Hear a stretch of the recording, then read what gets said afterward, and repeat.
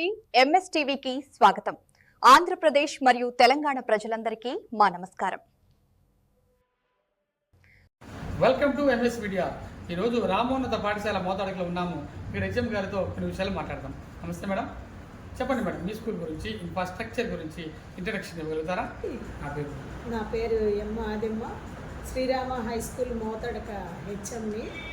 మా స్కూలు 1959-70 సంవత్సరాల క్రితం ఈ ఊరు చుట్టుపక్కల స్కూల్స్ లేకపోవడం వల్ల గ్రామస్తులు పెద్దవాళ్ళు శ్రీ బండ్లమూడి సుబ్బయ్య గారు ఇంకా కొంతమంది పెద్దలు కలిసి వాళ్ళ సొంత స్థలాలు పొలాలు ఇచ్చి వాళ్ళే సొంతగా ఈ మట్టి కొండరాళ్ళు తీసుకొచ్చి ఇంత పెద్ద స్కూల్ నాకు తెలిసి రెండు అంతస్తుల బిల్డింగు, చాలా రూమ్స్ ఉన్నాయండి.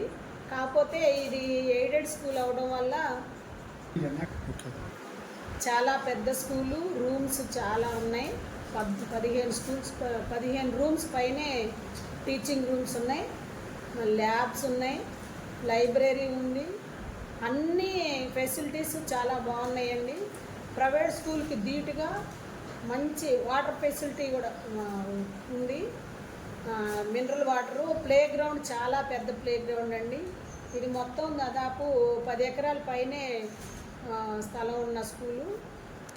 మరి మిడ్ డే మీల్స్ పౌష్టికాహారం పిల్లలకి అందిస్తున్నారా? చాలా చాలా మంచి పౌష్టికాహారం అండి. గవర్నమెంట్ ఇచ్చే ఆహారం మొత్తం పిల్లలకి అందిస్తున్నాం. చిక్కీ, జావా, మంచి రోజుకు ఒక వెరైటీ భోజనం చాలా బాగుంటుంది. ఈ మండలంలో మంచి పేరు ఉందండి వంట భోజనం విషయంలో. చాలా మంచి భోజనం పిల్లలకి, యూనిఫామ్లు కానీ అన్ని గవర్నమెంట్ ఫెసిలిటీస్ అన్నీ ఈ స్కూల్లో ఉన్నాయి. తో పాటు క్రీడలు కూడా ఈ స్కూల్లో ఆడిస్తున్నారా? ఆగండి, అదేవిధంగా మరి పిల్లలకి అస్వస్థత గురైతే అనారోగ్యానికి ఎటువంటి చర్యలు తీసుకుంటున్నారు? మాకు మెడికల్ వాళ్ళు వీక్లీ వన్స్ విజిట్ ఉంటుందండి. అన్ని ట్యాబ్లెట్స్, ఓఆర్ఎస్ ప్యాకెట్లు, అన్ని ప్రాబ్లమ్స్ సంబంధించిన మెడికల్ కిట్ అంతా ఇక్కడ స్కూల్లో ఉంటుంది.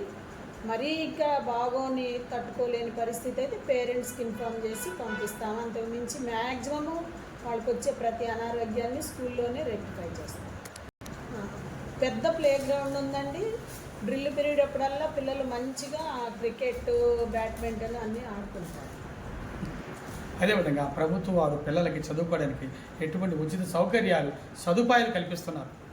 టెక్స్ట్ బుక్స్, నోట్ బుక్స్ పిల్లలకి సమృద్ధిగా ఇస్తున్నారండి. మ్యాక్సిమం అన్నీ, బ్యాగు, బెల్ట్, షూజు, యూనిఫామ్ 3 జతలు, అన్నీ కావాల్సినవి అన్ని గవర్నమెంట్ స్కూల్స్కి ఎలాగా అన్ని సదుపాయాలు మా స్కూల్లో ఉన్నాయి.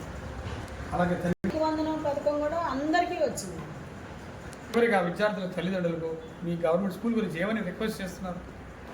వాస్తవంగా ప్రైవేట్ స్కూల్స్తో పోలిస్తే ఈ స్కూల్లో ఉన్నంత ఇన్ఫ్రాస్ట్రక్చరు, బిల్డింగు, రూమ్స్ అన్నీ చాలా ఫెసిలిటీస్, భోజనం కానీ యూనిఫామ్ కానీ అన్నీ కూడా చాలా బాగున్నాయి.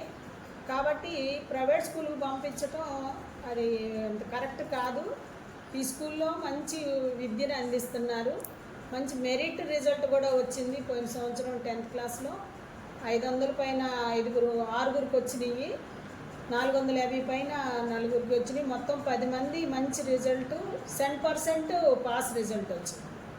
ఇప్పటి వరకు మోతడక హై స్కూల్ హెచ్ఎం గారు చాలా చక్కగా మాట్లాడారు.